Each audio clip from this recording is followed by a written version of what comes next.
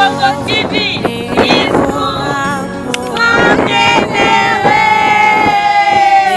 on a canal Congo TV,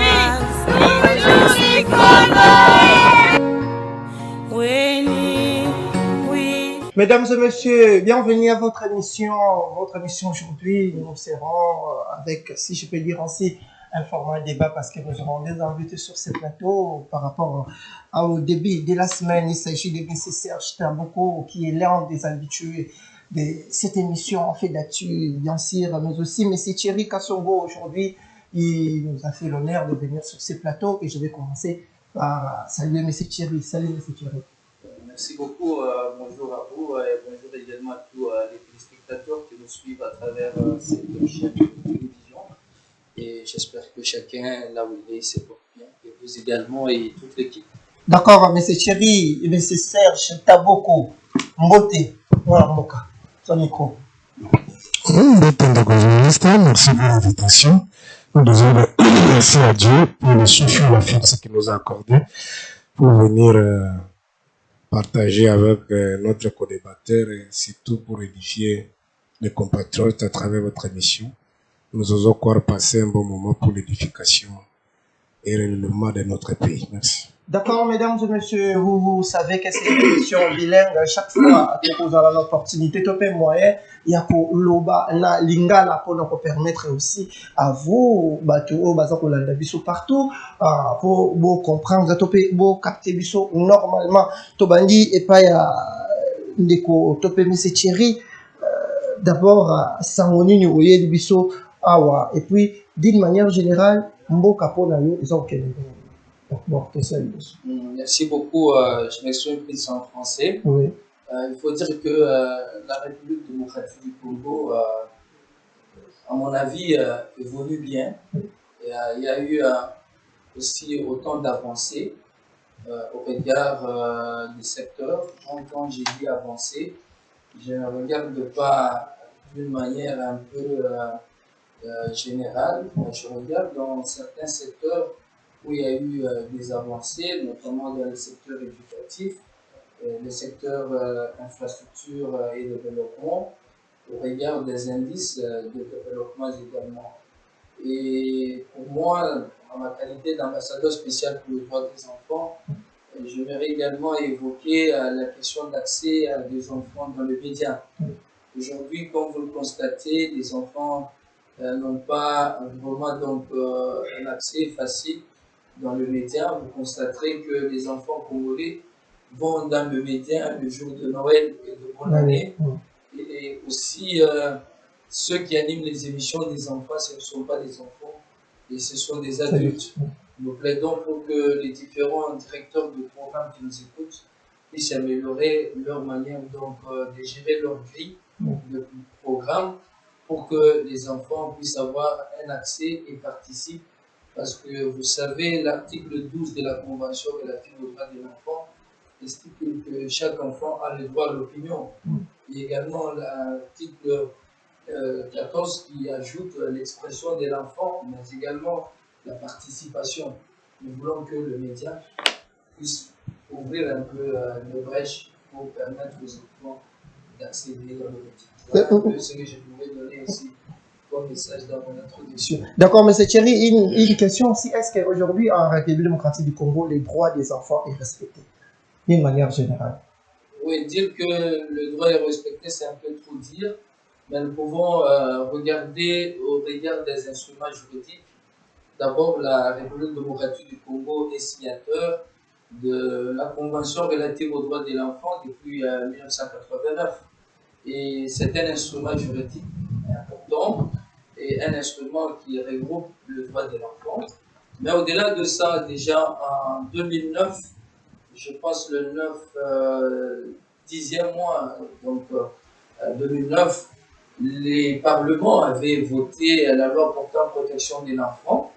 Et c'est également un instrument au niveau donc, local, au niveau de notre nation. Et nous avons le code de la famille, nous avons également les autres lois autour des enfants albinos et autres. Donc, si je veux dire que le droit est respecté, on peut dire déjà qu'il y a la volonté de mieux faire Mais nous constatons qu'il y a des enfants qui étudient encore le pied dans l'eau.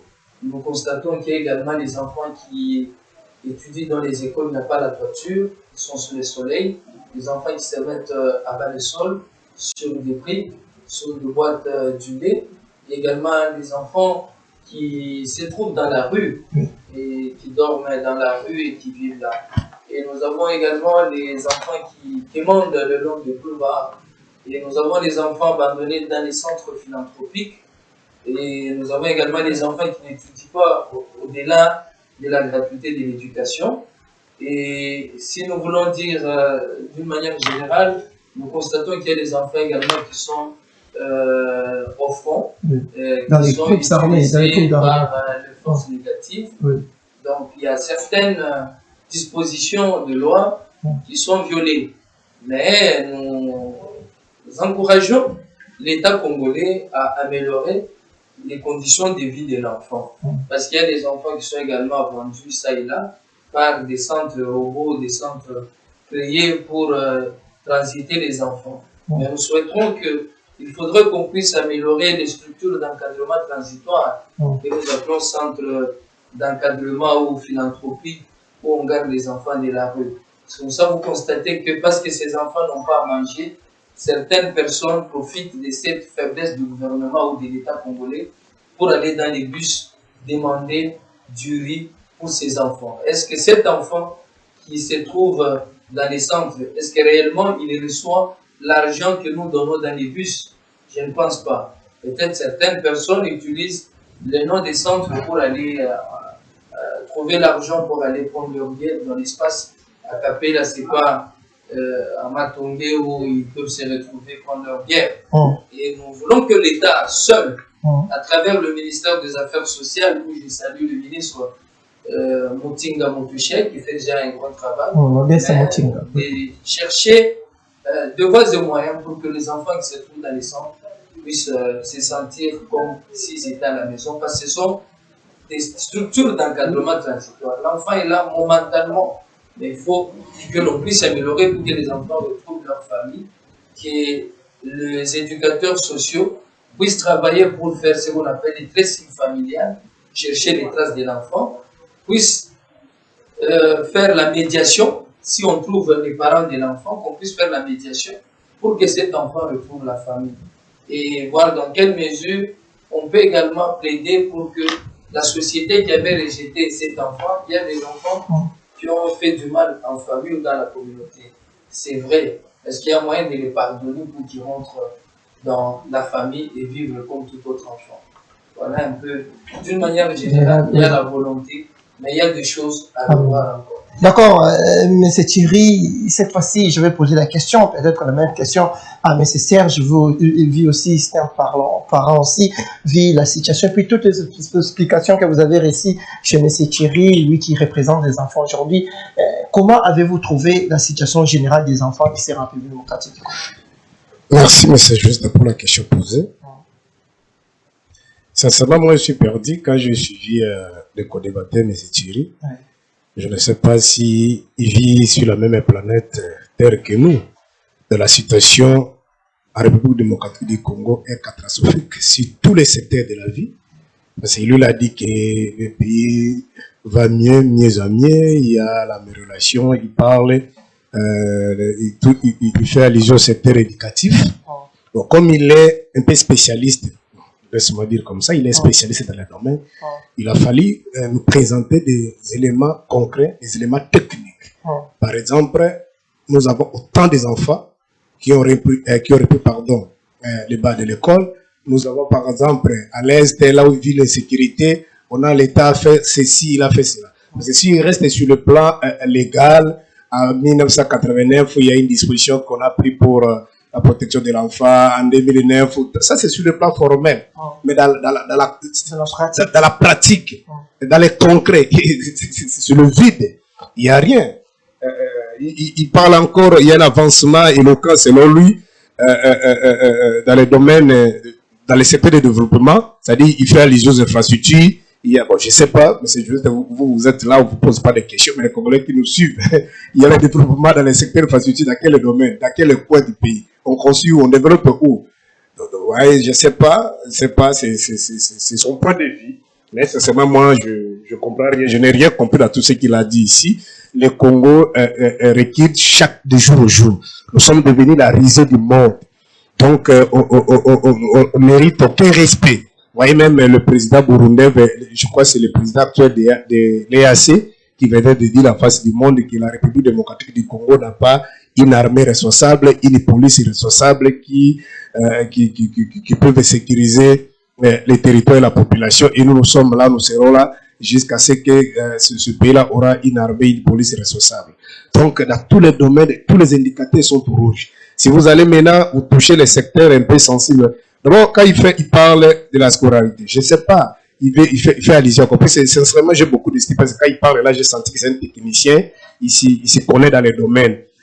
Bon, sincèrement, avec beaucoup d'humilité, si vous touchez l'article 42 de la Constitution, ceux qui sont au pouvoir aujourd'hui nous parlent de la gratuité de l'enseignement. Sincèrement, avec beaucoup d'humilité, nous parlons de la gratuité d'enseigner.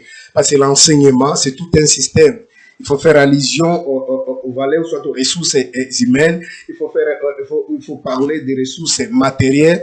Ici, quand je parle des ressources humaines, c'est-à-dire l'enseignant. Et l'enseigner, c'est-à-dire qu'il faut mettre d'abord l'enseignant dans de bonnes conditions. Et ressources matérielles, c'est-à-dire les infrastructures. Parce que lorsque vous demandez, un matin comme ça, on demande à tous les enfants d'aller à l'école, c'est-à-dire qu'il faut préparer les auditeurs sur des bâtiments. Et un autre élément de moyens financiers. Vous voyez un peu. C'est-à-dire, tout ça, pour nous, comme je crois c'est le ministre qui faisait l'intérim à l'époque, qui s'appelait le ministre Emery Okunzi. Il y a eu les états des lieux qu'on a fait à l'époque, avant même que le gouvernement de notre compatriote Félix Tshisekedi soit mis en place. Il a dit ceci, après les états des lieux, il a dit ceci: le gouvernement congolais devrait mettre à disposition du ministère de l'EPSP au moins 2 milliards pour que la gratuité soit effective. Malheureusement, ça n'a pas été. Et ce que nous sommes en train de voir aujourd'hui, c'est la gratuité d'enseigner. On impose les enseignants, comme par exemple, j'ai un compatriote, donc on appelle ça quoi, c'est moi je me marie donc on appelle ça en français comment? C'est-à-dire, lui, sa femme et ma femme, c'est presque de la même famille. Il enseigne dans une école à Mongafula. Il m'a parlé, je crois, le mois passé, dans son auditoire. Je crois il a à peu près 111 enfants, 111 élèves. Il enseigne. Alors, si vous nous parlez de la gratuité d'enseignement dans de telles conditions, un enseignant peut enseigner plus de 100 élèves. Je crois même à Kimbanté qui va envoyer une autre liste comme ça. Quelqu'un qui enseigne, je crois, 89 élèves. L'autre enseigne, je crois, 100 et quelques élèves. Je crois que c'est pas gentil. Et le dernier point, il parle des centres là d'hébergement. Bon, il dit que ces centres-là profitent de la faiblesse du gouvernement. Moi, je ne parle pas comme ça. Moi, je dis que ces centres-là travaillent en connivence avec les institutions étatiques. Ceux qui vendent les enfants là, quand vous allez là-bas, ils ont des documents. Quand ils transitent les enfants, ils ont des documents. Vous comprenez? Ils ont des documents, c'est-à-dire, si cette histoire-là aujourd'hui a de l'ampleur, ça continue, on continue à vendre des enfants, on profite par rapport à la pauvreté de notre pays, on prend des enfants. C'est-à-dire, vous serez d'accord avec moi que ceux qui ont la parcelle du pouvoir sur le plan institutionnel sont derrière ces histoires-là. Parce que sinon, on ne pouvait pas comprendre prendre des enfants. Comment tu peux prendre les enfants, amener ces enfants à l'aéroport, entrer dans un avion pour aller ailleurs? Vous comprenez? Ces gens-là, tous ces centres-là que vous voyez, il fait allusion, comment ils demandent l'argent dans des bus. Tous ces gens-là, ils ont compris que c'est du business. Tu peux aller chercher ces enfants-là, mais ils sont toujours, je vous dis, j'assume ce que je viens de dire, ils sont toujours en connivence, en complicité avec les autorités étatiques pour vendre ces enfants-là, amener ces enfants-là ailleurs via la situation sociale et catastrophique qui traverse notre pays. Donc, bref, le pays ne va pas. Tous les secteurs sont rouges. Donc, peut-être contrairement à ceux qui sont majeurs aujourd'hui, mais nous, sincèrement, sur le plan de sécurité, donc la situation que M. Félix a trouvée en 2019, on va en parler. Aujourd'hui, la situation est compliquée dans la situation sociale. Vous-même, vous voyez comment la dépréciation du franc congolais. Dépréciation des francs congolais. on parle de flambée des prix. C'est-à-dire la situation est intenable. Donc, tous les indicateurs sont pour eux, journalistes. D'accord, M. Serge Taboko, je reviens chez M. Thierry. Je ne sais pas si vous avez quelque chose à compléter. Oui, par rapport aux propos de M. Serge, par rapport à tout ce que vous avez dit à l'introduction. Oui. Effectivement, M. Serge Taboko, je respecte son opinion, mais je précise que je suis né de l'opposition de la majorité. Je donne mon avis comme un Congolais qui analyse un fait sans tendance. Et c'est pourquoi vous suivez mon langage. J'ai dit il y a des choses qui s'améliorent, mais il y a des choses il faut encore refaire. Et il y a à redire. Au-delà, il y a la gratuité de l'éducation. Je n'ai pas dit que tout 100% c'est la gratuité est totale, donc c'est réussi. Je vous ai dit qu'il y a des enfants qui étudient les pieds dans l'eau. Je vous ai dit qu'il y a des enfants qui étudient dans une école, on dit regardez au tableau noir, mais le tableau est bleu. Ce n'est pas un tableau noir. Je vous ai dit qu'il y a des enfants qui se mettent à bas le sol. Mais je salue quand même cette bonne volonté d'appliquer la loi, la gratuité de l'éducation, qui est une disposition qui était prise, qui était prise déjà avant le régime actuel, où le président de la République, Félix Antoine Tshisekedi Tshilombo, mais cette bonne volonté d'appliquer. Il y a la bourse excellence qui permet également, même si ce n'est pas pour le gouvernement, mais c'est dans les comptes toujours de l'État congolais. Parce que ça n'engage que le Congolais. Alors, si nous voulons regarder les indices, comme il a dit, non, moi je peux dire qu'il y a des choses qui bougent. Prenons par exemple, je suis passé par l'hôpital Mama Emo, j'ai trouvé il y a la construction quand même des bâtiments qui, moi je ne savais pas qu'on construisait là-bas. Et autour, j'ai trouvé qu'il y a des avenues autour de l'hôpital. J'allais à la morgue, j'ai pataugé, des fois j'ai glissé pour passer là où se trouvait RTVS 1, l'avenue je crois de l'hôpital. Pour arriver à la morgue, c'était catastrophique, mais quand je passe par là, je vois quand même que il y a une amélioration, il y a quand même la bonne volonté de mieux faire. Je venais de Mongafula, en passant, je vois une avenue qui monte, me dit c'est Lingesa. J'ai vu quand même l'entrée, j'ai dit non, quand même il y a la bonne. Je n'ai pas parcouru l'avenue, mais j'ai vu déjà la bonne volonté. Il y a Terre Jaune, il y a également, je venais de Bujima et j'ai vu l'hôpital qu'on appelle Kansele, en pleine construction. Je viens de Lissala, où j'étais quand même étonné de voir quand même, parce que j'étais à Lissala il y a 10 ans, mais je suis passé il n'y a pas 3 mois. J'ai trouvé quand même l'éclairage. Je me suis dit, oh, quand même il y a de la bonne volonté. Je venais de Kikwit. J'ai des photos sur mon téléphone. J'ai trouvé quand même qu'il y a des choses qui ont bougé. J'ai trouvé quand même l'éclairage à Kikwit où je suis passé il y a longtemps, c'était noir. Il n'y avait même pas moyen de se promener dans cette ville la nuit. Donc, pour moi, au-delà des choses qu'il faut encore revoir, il y a les enfants qu'on a arrêtés ici, même si peut-être les conditions d'arrestation, ça n'a pas répondu.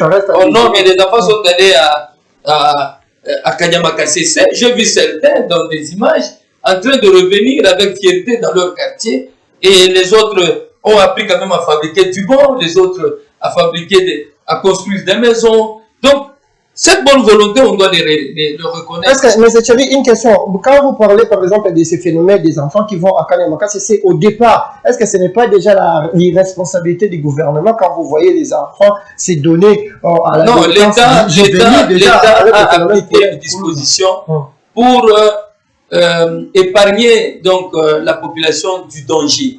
Parce que ces enfants ont été déjà mal éduqués, mal instruits en famille, abandonnés des fois par l'État lui-même, et l'État a trouvé non, nous ne pouvons pas laisser ces enfants. L'État s'est ressaisi pour dire on peut les orienter. C'est comme ça on salue la mémoire de M. Kabila qui avait pris quand même l'initiative.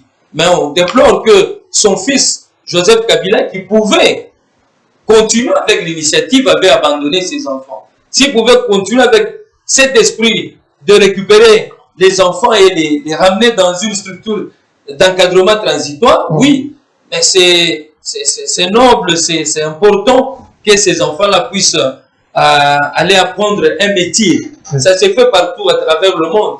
Et d'ailleurs, dans des pays développés où nous sommes passés, les enfants, avant d'aller travailler dans une structure, dans une entreprise, on les fait passer par l'armée. Ce sont des dispositions pour des pays développés.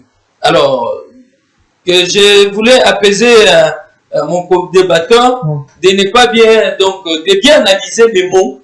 Je reconnais la faiblesse, ça et là. Je reconnais qu'il y a les indicateurs qui sont encore au rouge, mais je salue la bonne volonté. Là, je salue la bonne volonté du gouvernement au regard de ce que j'ai vécu avec les 2-3 régimes, avec ce que je vois aujourd'hui. Je trouve qu'il y a la bonne volonté. Si on peut encore continuer, on peut encore accélérer, je crois que les choses pourront évoluer parce qu'on avait un budget de 2 milliards. Aujourd'hui, nous sommes quand même à 16 milliards. Même si l'économie n'est pas encore au beau fixe, je crois que les choses pourront changer. D'accord, nécessaire. Je ne sais pas si vous avez aussi quelque chose à la fin, parce que nous devons déjà clore ces chapitres avec les enfants pour parler d'autres sujets toujours liés à la société. Vous avez 2 ou 3 minutes.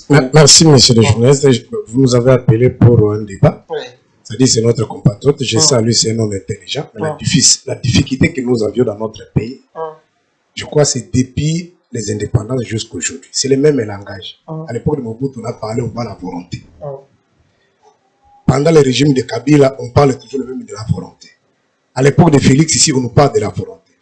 Dans la gestion étatique, dans la gestion publique, on ne vient pas gérer le pays par la volonté. Non, même vous, les jours où vous serez président de la République. Je vous en prie, je crois qu'on a bien commencé au père. D'accord, M. Thierry, laissez-le terminer. Dans la démocratie, lorsque vous êtes en dehors du circuit institutionnel, circuit légal, vous avez ce qu'on appelle la vision. Vous vendez votre vision pendant la campagne. Si la vision est acceptée par la population, c'est-à-dire que vous êtes choisi, vous transformez votre vision en programme. Et le programme est toujours lié dans le temps et dans l'espace. Et lorsqu'on évalue un gouvernement, c'est par rapport à son programme. Le programme, on appelle le projet de société. Voilà, moi, élu chef de l'État, voilà ce que j'ai fait dans les domaines, par exemple, de l'éducation. Voilà dans les domaines, par exemple, de l'énergie. Voilà dans les domaines de la sécurité. Voilà dans les domaines. Mais si, avec beaucoup de militaires, les compatriotes, certes, ils veulent des douaniers, ils disent, je n'ai pas dirigé. Il n'y a pas un problème, c'est son droit de plus légitime. Mais ceux qui nous suivent sont en train de l'écouter. Donc, ils savent que je suis éducateur social. Je vous en prie. Ils parlent de l'amélioration. Ils parlent de volonté. Sincèrement, moi, je suis parti. Lorsqu'il parle, en dehors de ça, je ne suis pas expert dans les domaines. Tenez, il y a la différence entre construire une route, réhabiliter une route et exploiter une route. Construire une route sur le plan des standards internationaux, 1 km c'est $1 million. Malgré qu'ici au Congo, on peut vous parler, il y a des designs, on a mis des fleurs, c'est ce qui nous a amené dans les 3 km, c'est ce qui nous a amené à 70 millions. Mais, dans le principe, sur le plan international, 1 km c'est $1 million. Maintenant, lorsque vous parlez de la route Elengue, le nom là Elengue, ça a existé avant même que Félix arrive au pouvoir. En d'autres termes, la route a été délabrée. Mais c'est Félix n'a pas construit cette route. C'est-à-dire la route, on réhabilite la route, a été délabrée, on réhabilite la route. Et ce n'est pas le même coût avec une nouvelle route qu'on construit. Ça, c'est vraiment une ignorance et il faut tenir compte de ça. De parler qu'on est en train de construire des routes, lorsque vous venez réhabiliter quelques avenues qui ont été détruites, délabrées, ce n'est pas le même coût, ainsi de suite. Et c'est pour vous serez d'accord avec moi, cette histoire-là de Lenguesa là, on parle de si c'est de plus de 20 quelques millions. Je crois que c'est 6 km pour atteindre la direction bypass. C'est 6 km. On nous parle de plus de 5 de 25 millions. Et jusqu'aujourd'hui, ce n'est pas encore fini. Voilà ce qui se passe dans des pays sous-développés. Alors, réhabiliter encore les bâtiments, par exemple, des Mama Emu. Dans des pays d'abord sérieux, des infrastructures, chaque année, on répare des murs, on arrange, on met l'éclairage. On appelle ça, l'administration publique, c'est quoi? C'est le retour. Hein, c'est la continuité. C'est-à-dire qu'on venait peut-être peindre un mur et mettre pour l'éclairage, tu ne peux pas parler de construire. Voilà. C'est-à-dire, nous, on attendait à M. Félix Tshisekedi, par exemple, venir construire un hôpital, un nouveau hôpital. Mais maman et là, on réhabilite ça, on met ça, on crée d'autres, peut-être on construit des universités, on construit de nouveaux centres, c'est comme ça, ça s'est construit. Pendant l'époque de Mobutu, par exemple, quand Mobutu est arrivé au pouvoir, les Belges ont construit ça. Mobutu, par exemple, il a construit les stades, il a construit Pont Marais, ça, il a fait. Mais il y avait aussi des infrastructures qu'il a réhabilitées. C'est que vous avez réhabilité, tu ne peux pas mettre ça dans votre mandat, dire que j'ai construit. Non, construire, ça dit construire de nouvelles ouvrages ou de nouveaux ouvrages. Ça, c'est un peu la nuance. Donc, un autre élément qui m'a choqué lorsqu'il fait allusion à un budget, il dit on a trouvé le budget de 2 millions. 2 milliards, aujourd'hui on parle de 16 milliards, monsieur Thierry, avec beaucoup d'humilité, il faut pas.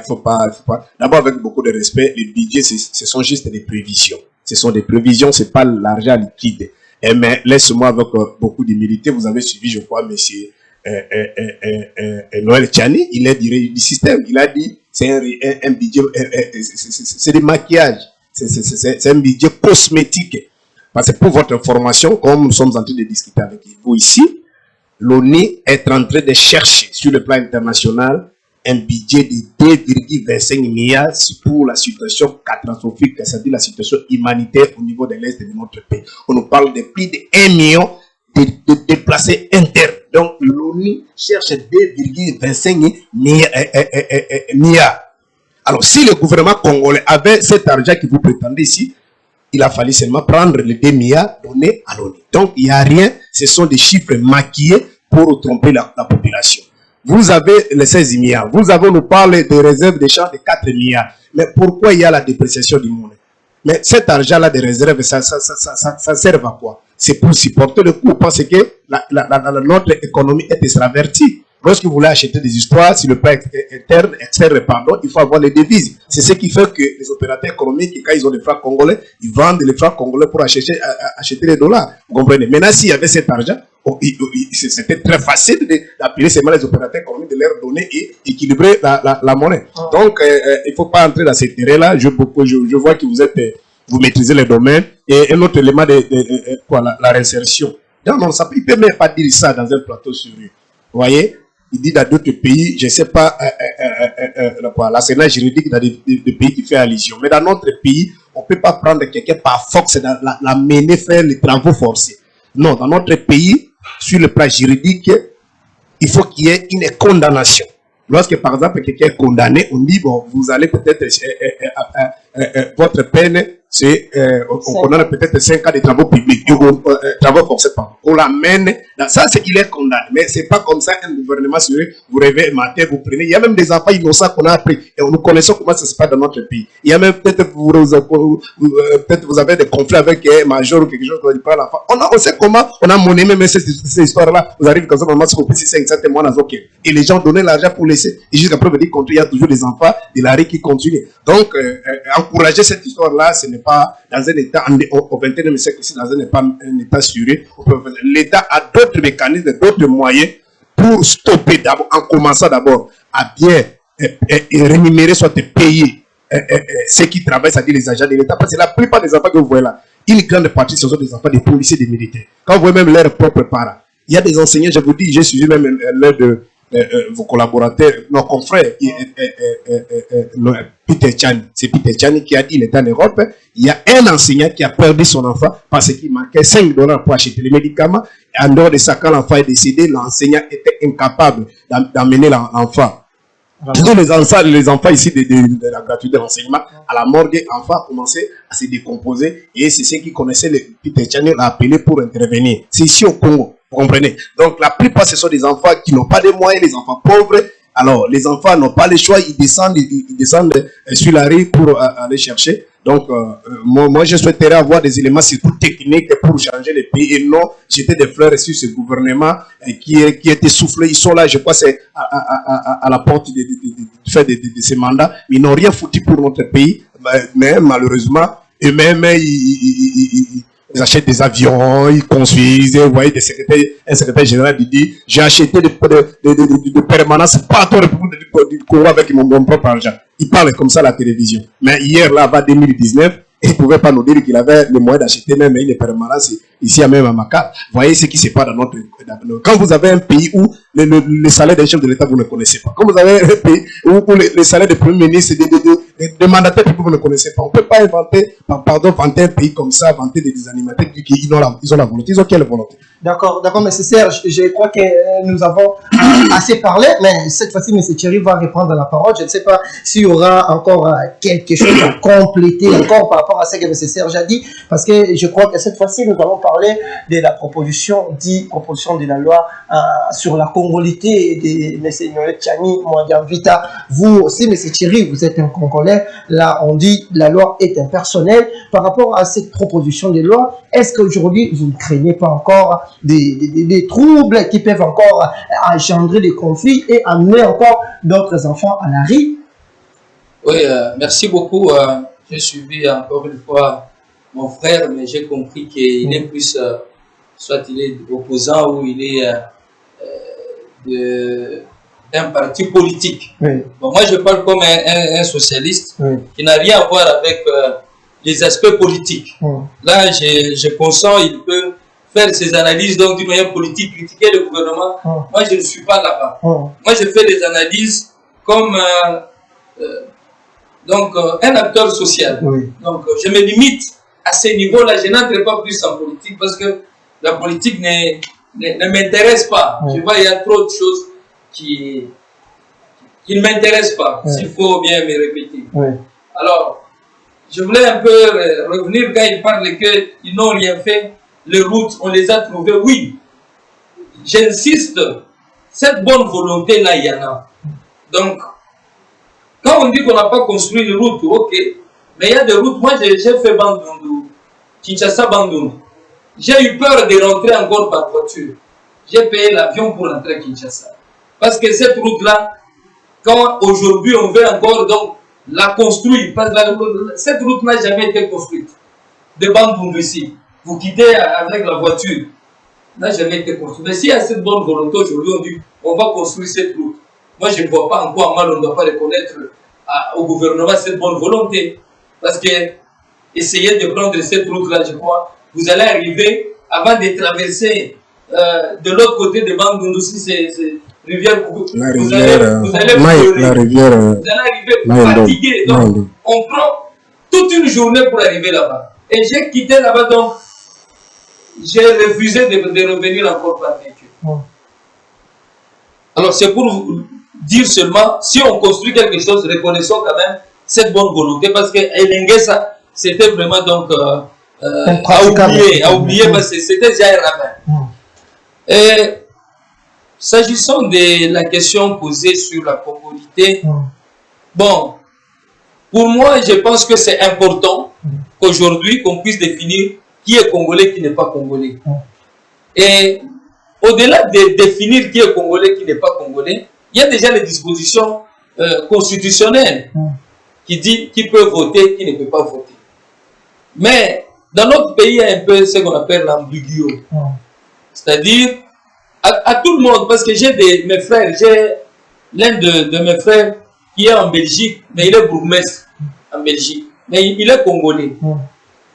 De père et de mère.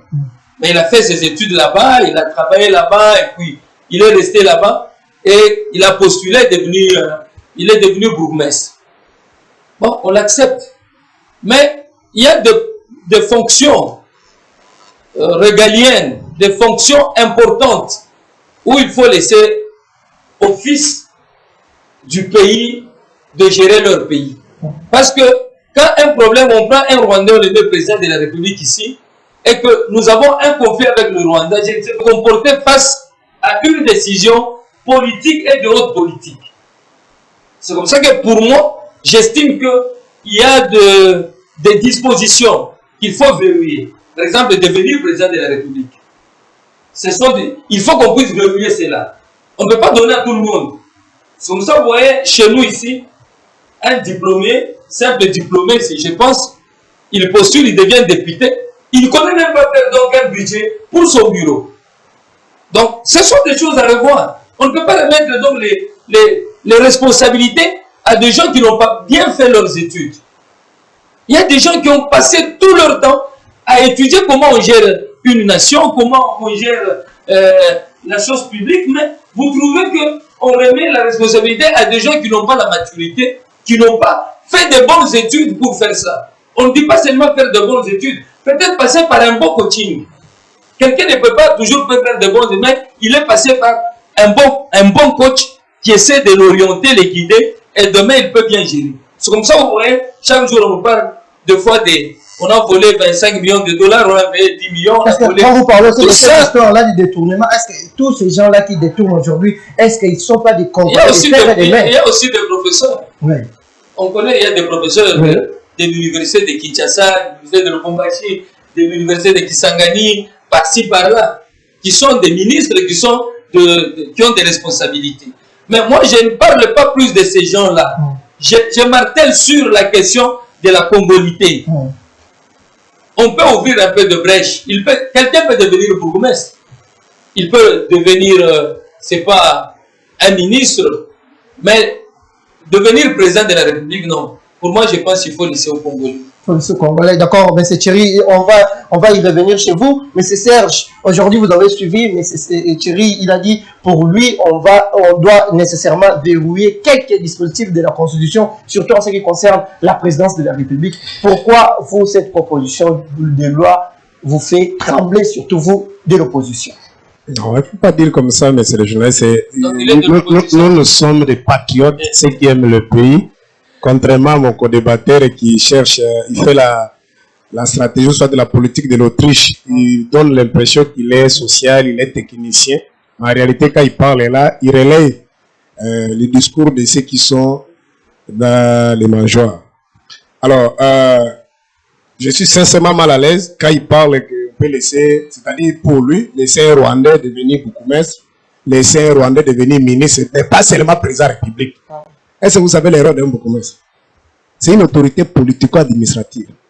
C'est-à-dire signe tous les documents, les actes de naissance et tout ce que vous voyez.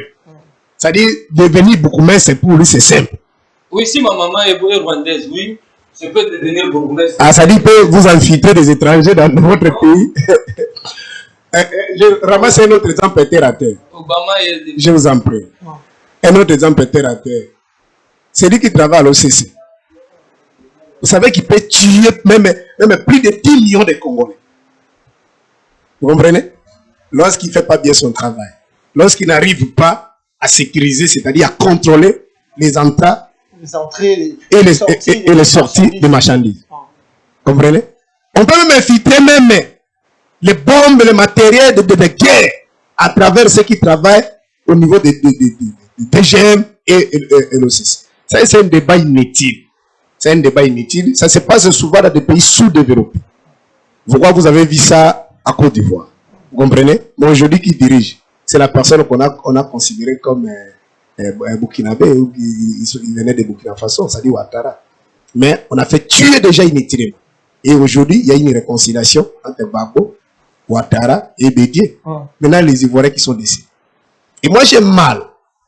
J'ai mal parce que les pays étaient déjà bacanisés. Si en 2003, personnel, mais c'était était vivant, il a participé dans toutes les négociations. Même lorsqu'on prenait des dispositions, qui est congolais, le père, les parents, les grands-parents étaient ici en 1960. Mais tu sais ce qu'il était là. Mais en 1960, les Belges aussi étaient là. En 1960, les Sénégalais, les Indiens, tout ça était ici. Les Indo-Pakistanais étaient ici. Mais ils ont résolu, les Congolais qui étaient à San City, ils ont résolu que pour être Congolais, si tes parents, les grands-parents étaient ici en 1960.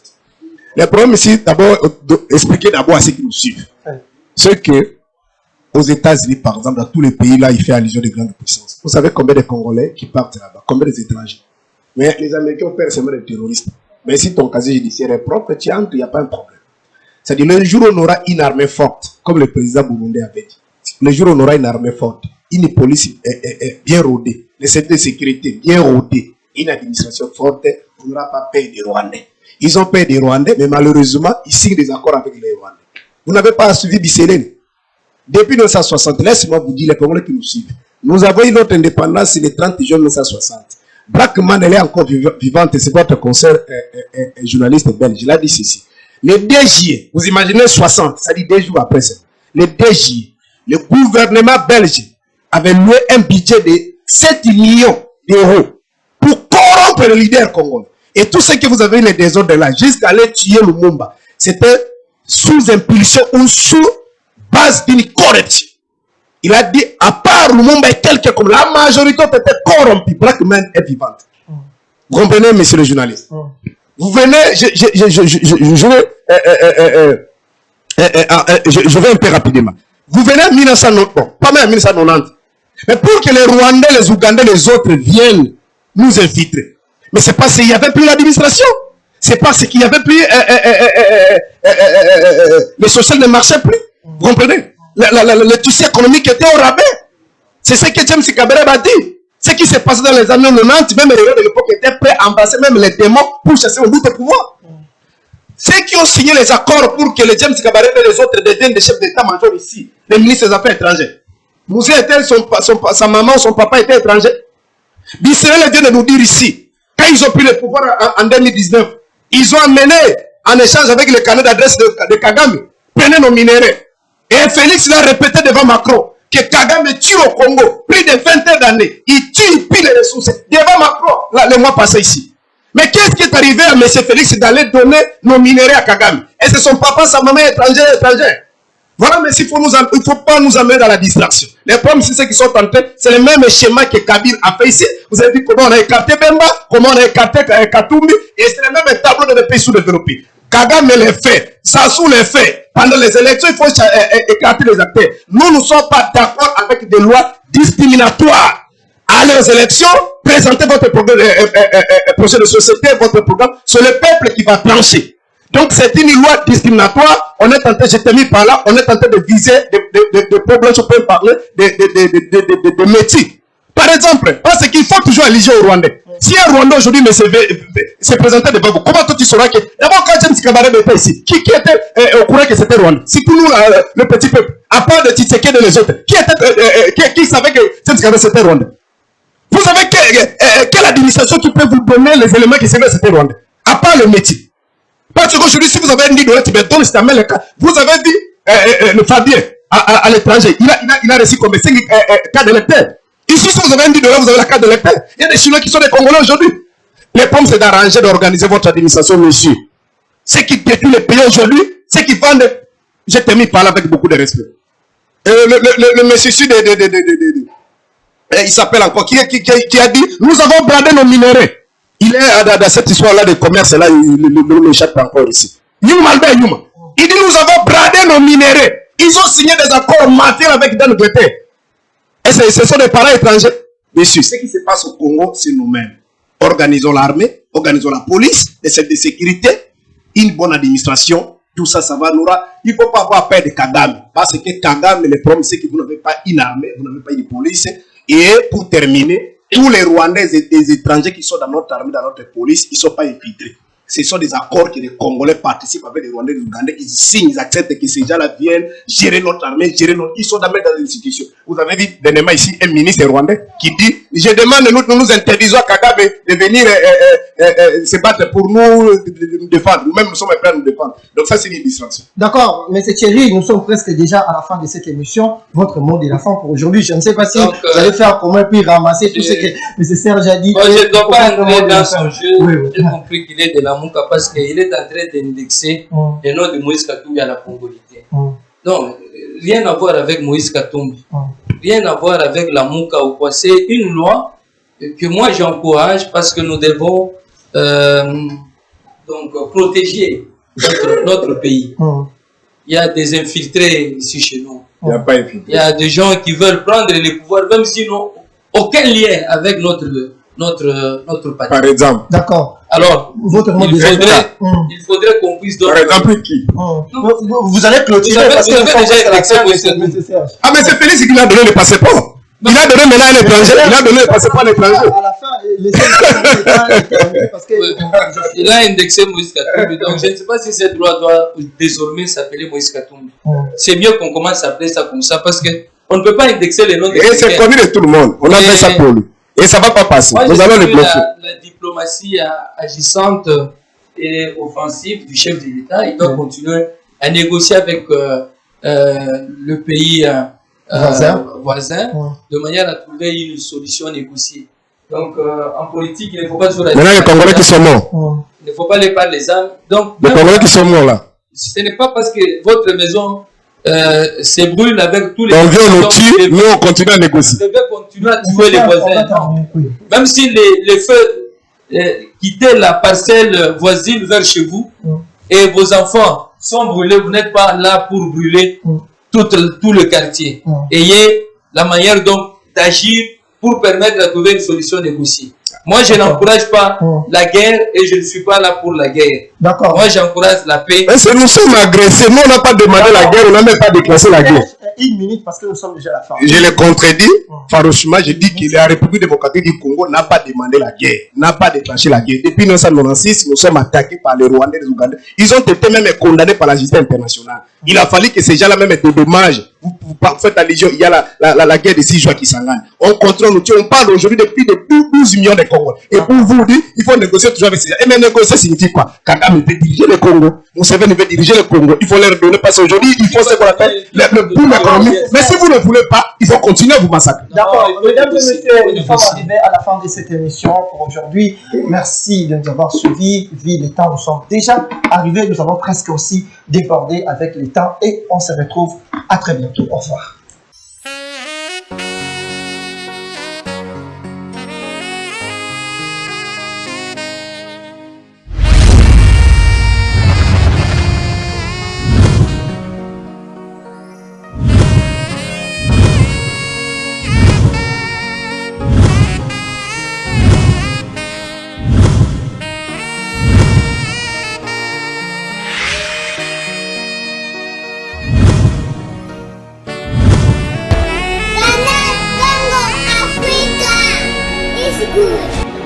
Canal Congo TV.